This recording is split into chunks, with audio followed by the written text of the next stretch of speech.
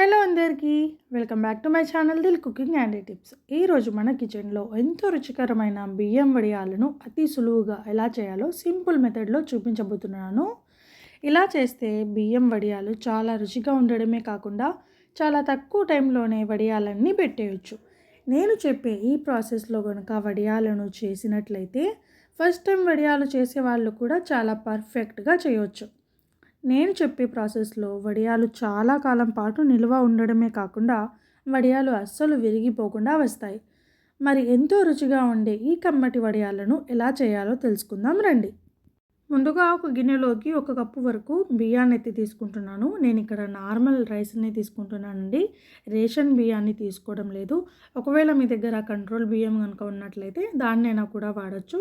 So ఇలా బియ్యం తీసుకున్న తర్వాత ఇందులోకి కాస్తంత నీళ్లు వేసుకొని 1కి 2, 3 సార్లు చక్కగా శుభ్రం చేసుకున్న తర్వాత తిరిగి మళ్ళీ నీళ్లు వేసుకొని ఒక ఫుల్ నైట్ మొత్తం కూడా నానబెట్టేసుకోవాలి. సో నేనైతే ఇక్కడ ఫుల్ నైట్ నానబెట్టుకున్నానండి. సో మార్నింగ్ అందులో ఉండే వాటర్ని అంతటిని కూడా వంపేసుకున్న తర్వాత ఒక మిక్సీ జార్లోకి ఈ రైస్ అంతటిని కూడా ట్రాన్స్ఫర్ చేసుకుంటున్నాను. తర్వాత ఇందులోకి మనం ఏ కప్పుతో అయితే బియ్యాన్ని కొలుచుకున్నామో అదే కప్పుతో 1 కప్పు వరకు ఇందులోకి నీళ్ళు అయితే వేసుకున్నాను. వేసుకున్న తర్వాత మనం దోశ పిండిని ఏ విధంగా అయితే గ్రైండ్ చేసుకుంటామో ఎగ్జాక్ట్గా అదే టెక్స్చర్ వచ్చేలాగా చాలా నైస్గా గ్రైండ్ చేసుకోవాలి. ఆ తర్వాత ఇందులోకి నేను 1 కప్పు నీళ్లు తీసుకున్నాను కదా, సో అందులో మిగిలిన నీళ్లు కూడా ఇదే బ్యాటర్లోకి యాడ్ చేసుకొని తిరిగి ఒక గిన్నెలోకి ఈ పిండి అంతటిని కూడా టర్న్ చేసుకోవాలి. తర్వాత ఒక పెద్ద సైజు గిన్నె తీసుకుంటున్నాను. ఇప్పుడు ఇందులోకి మనం ఏ కప్పుతో అయితే బియ్యాన్ని కొలుచుకున్నామో అదే కప్పుతో ఇక్కడ నీళ్ళను కూడా కొలుచుకుంటున్నానండి. సో నీళ్ళు ఇక్కడ నేను ఆల్రెడీ పిండిని గ్రైండ్ చేసేటప్పుడు 1 కప్పు వేసుకున్నాను కాబట్టి ఆ తర్వాత కప్పులను ఎంచుకుంటున్నాను. ఈ గిన్నెలోకి నేను మొత్తంగా 5 కప్పుల నీళ్ళు అయితే తీసుకుంటున్నాను. అంటే మొత్తం 6 కప్పుల నీళ్ళు అయినట్లు. అంటే మనం ఏ కప్పుతో అయితే బియ్యాన్ని కొలుచుకుంటున్నామో అదే కప్పుతో 6 కప్పుల దాకా నీళ్ళు అనేది తీసుకోవాలి. అందులో 1 కప్పు వచ్చేసి పిండిని గ్రైండ్ చేసేటప్పుడు వేసుకోవాలి. మిగిలిన 5 కప్పులు వచ్చేసి గిన్నెలో ఎసరు కోసం వేసుకోవాలి. తర్వాత ఇందులో ఒక 2 టీ స్పూన్ల వరకు తెల్ల నువ్వులు, అలాగే 1 టీ స్పూన్ జీలకర్ర వేసుకుంటున్నాను. అలాగే ఇందులో నేను 1 టీ స్పూన్ వరకు ఉప్పు కూడా వేసానండి. తర్వాత ఈ నీళ్ళన్నీ కూడా స్టవ్ పైన గిన్నె పెట్టుకున్న తర్వాత హై ఫ్లేమ్లో ఒక 5 మినిట్స్ పాటు ఉడికిస్తే చక్కగా ఎసరు అనేది వచ్చేస్తుంది. ఇలా ఎసరు వచ్చిన తర్వాత ఇందులోకి మనం ముందుగా గ్రైండ్ చేసి పెట్టుకున్న పిండి అంతటిని కూడా ఎక్కడా కూడా ఆపకుండా ఇలా గరిటెతో బాగా తిప్పుతూ ఈ పిండి అంతటిని కూడా హై ఫ్లేమ్లో మాత్రమే బాగా కుక్ చేసుకోవాలండి. సో ఇలా పిండి వేసుకున్న తర్వాత ఒక 5 నుంచి 10 నిమిషాల పాటు హై ఫ్లేమ్లో ఇలా బాగా కుక్ చేసుకుంటే మనకు కంటిన్యూస్గా కలుపుతూ కుక్ చేసుకుంటే ఇలా కొంచెం కొంచెంగా గట్టి పడుతూ వచ్చేస్తుంది పిండి. సో ఈ వీడియోలో చూపిస్తున్నాను చూడండి. ఈ విధంగా 10 మినిట్స్ వరకు హై ఫ్లేమ్లో ఇలా బాగా కలుపుతూ కుక్ చేసినట్లయితే పిండి టెక్స్చర్ మనకు ఈ విధంగా ఉంటుంది. ఆ తర్వాత 10 మినిట్స్ తర్వాత ఒక 5 మినిట్స్ వరకు స్టవ్ ఫ్లేమ్ని లో ఫ్లేమ్లోకి మార్చుకొని ఒక 5 మినిట్స్ తర్వాత కూడా ఇలాగే మనం కలుపుతున్నట్లయితే పిండి టెక్స్చర్ దీనికన్నా కూడా ఇంకాస్త గట్టిగా రెడీ అవుతుంది. ఈ వీడియోలో చూపిస్తున్నాను చూడండి క్లియర్గా. నేను అసలు ఎక్కడా కూడా ఆపడం లేదు, గరిటెతో అలానే కలుపుతూ ఉన్నాను. ఇలా చేయడం వలన ఎక్కడా కూడా పిండిలో ముద్దలు అనేవి కట్టవన్నమాట. సో మనకు ఈజీగా పిండి అనేది చాలా బాగా ఉడికిపోతుంది, అసలు ఉండలు అనేవి కట్టవు.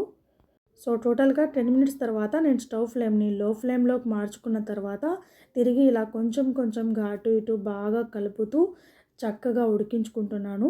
సో ఆ తర్వాత 5 మినిట్స్ తర్వాత నేను స్టవ్ ఫ్లేమ్ని ఆఫ్ చేశాను. సో ఇప్పుడైతే పిండి కన్సిస్టెన్సీ ఈ విధంగా ఉంది. వేడిగా ఉంది కాబట్టి ఇలా ఉంది.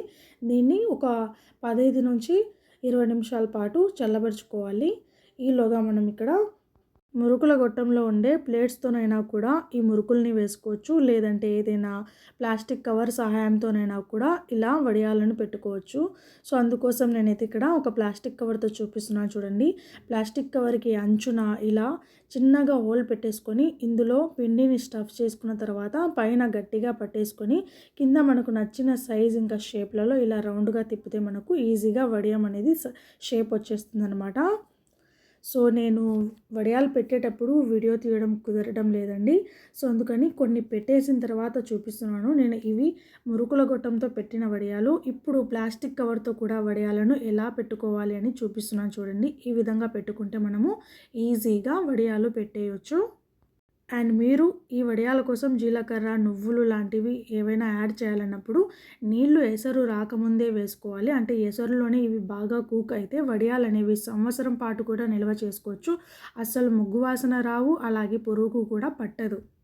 అండ్ పిండి ఎసరులో వేసుకున్న తర్వాత ఒక 10 నిమిషాల పాటు హై ఫ్లేమ్లో, ఆ తర్వాత ఒక 5 నిమిషాల పాటు లో ఫ్లేమ్లో కనుక ఎక్కడ ఆపకుండా బాగా కలుపుతూ కుక్ చేసుకుంటే పిండి సరిగ్గా ఉడికిపోతుంది.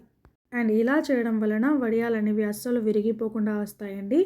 అండ్ ఇలా చేసుకున్న పిండిని మనం ఇంట్లో ఫ్యాన్ కింద అయినా కూడా ఆరబెట్టుకోవచ్చు, లేదంటే ఎండలో ఏదైనా కాటన్ క్లాత్ పైన కూడా వేసుకొని ఆరబెట్టుకోవచ్చు. నేనైతే ఇక్కడ ఎండలో ఆరబెట్టుకున్నానండి. సో ఇలా చక్కగా వడియాలన్నీ కూడా సాయంత్రం వరకు ఉంచేస్తే ఆరిపోతాయి. ఆ తర్వాత ఈ వీడియోలో చూపిస్తున్నట్లుగా క్లాత్ని వెనక సైడ్కి తిప్పేసుకొని దానిపైన కొద్దిగా నీళ్లు చల్లుకుంటే ఈజీగా వడియాలన్నీ కూడా మనకు డీమోల్డ్ చేసుకోవచ్చు. సో ఇలా డీమోల్డ్ చేసుకున్న వడియాలన్నీ కూడా తిరిగి ఏదైనా కాటన్ క్లాత్ పైన, పొడిగా ఉండే క్లాత్ పైన రివర్స్లో కనుక మనం బోర్లించి వడియాలను పెట్టుకొని మళ్ళీ ఒక 2-3 గంటల పాటు ఎండలో ఆరబెట్టుకుంటే, లేదంటే ఫ్యాన్ కింద అయినా కూడా ఒక 2-3 గంటల పాటు ఆరబెట్టుకుంటే మనకు వడియాలన్నీ కూడా చక్కగా ఆరిపోతాయండి. సో నేనైతే ఇక్కడ తిరిగి వేరొక పొడి క్లాత్ పైన రివర్స్లో వడియాలన్నీ కూడా ఆరబెట్టి చూపిస్తున్నాను చూడండి. ఎంత చక్కగా వడియాలన్నీ ఆరిపోయాయో. ఆ తర్వాత వేడిగా కాగుతున్న నూనెలో ఈ వడియాలను వేసుకొని హై ఫ్లేమ్లో మాత్రమే ఈ వడియాలను ఫ్రై చేసుకోవాలి. అంతే, ఎంతో ఈజీగా, ఎంతో టేస్టీగా సంవత్సరం పాటు నిల్వ ఉండే వడియాలను ఇలా కమ్మగా రెడీ చేసుకోవచ్చు. సో నేను చెప్పిన ప్రాసెస్లో వడియాలను చేయడం వలన వడియాలు చాలా కాలం పాటు నిల్వ ఉండటమే కాకుండా వడియాలు అస్సలు విరిగిపోకుండా వస్తాయండి. మరి ఎంతో రుచిగా కూడా ఉంటాయి. అలాగే చాలా కాలం పాటు కూడా నిల్వ చేసుకోవచ్చు. అండ్ ఫస్ట్ టైం తయారు చేసే వాళ్ళు కూడా చాలా పర్ఫెక్ట్గా చేయొచ్చు అనమాట. మరి నా రెసిపీ మీ అందరికీ నచ్చిందా? అయితే ఇలాంటివి ఇంకెన్నో ఇంట్రెస్టింగ్ అండ్ టేస్టీ రెసిపీస్ కోసం ఈ వీడియోని లైక్ చేయండి, మీ ఫ్రెండ్స్ అండ్ ఫ్యామిలీ మెంబర్స్తో షేర్ చేయండి. అలాగే నా ఛానల్ని మర్చిపోకుండా సబ్స్క్రైబ్ చేసుకోండి. అలాగే మీకు ఇంకా ఏమేమి వంటకాలు కావాలో మర్చిపోకుండా కామెంట్ సెక్షన్లో కామెంట్ చేయండి. And thank you so much guys for watching my video.